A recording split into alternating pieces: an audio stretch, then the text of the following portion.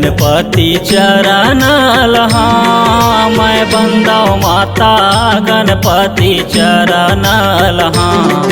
मैं बंदाओ माता गणपति चरण लहा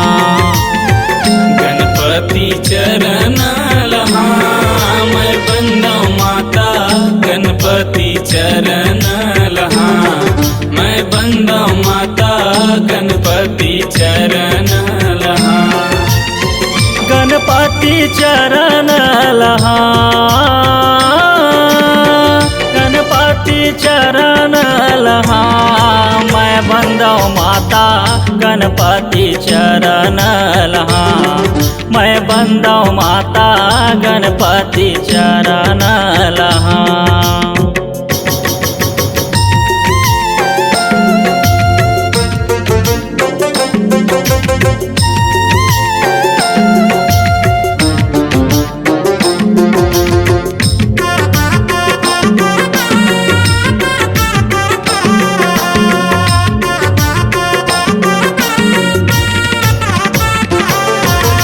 पहली बंदा गुरु गणपति दूजे सरस्वतीला पहली बंदा गुरु गणपति दूजे सरस्वतीला दूजे सरस्वती हो माता दूजे सरस्वतीला पहली बंदा गुरु गणपति दूजे सरस्वतीला तीसरे में बंदा वीर हनुमाने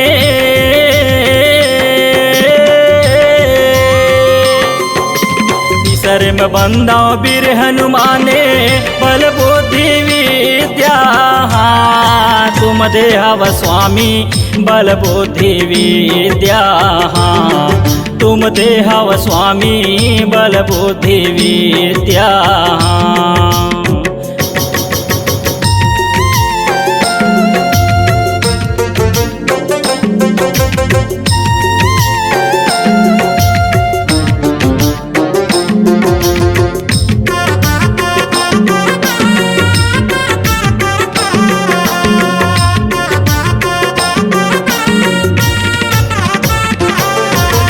चौथे में बंदाओ राम लखन यौ पांचवे पांडव वीरेला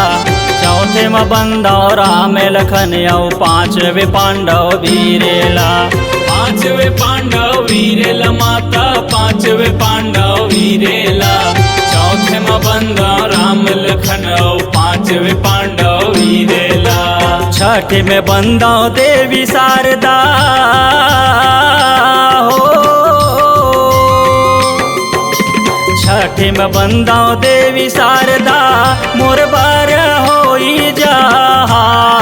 सहाय हो माता मोर बर होई जा सहाय हो माता मोर बर होई जा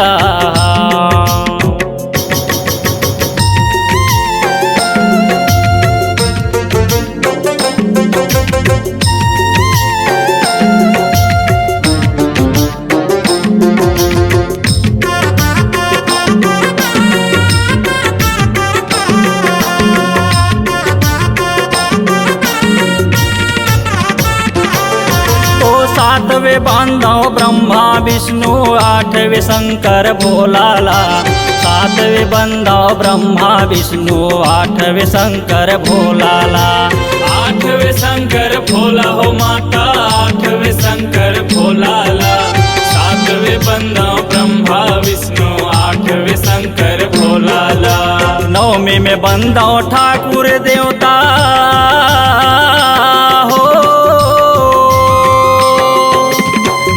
में बंदाओ ठाकुर देवता मोर गाँव करू पानला तुम देहव स्वामी सुख शांति मोर गाँवला तुम देहव स्वामी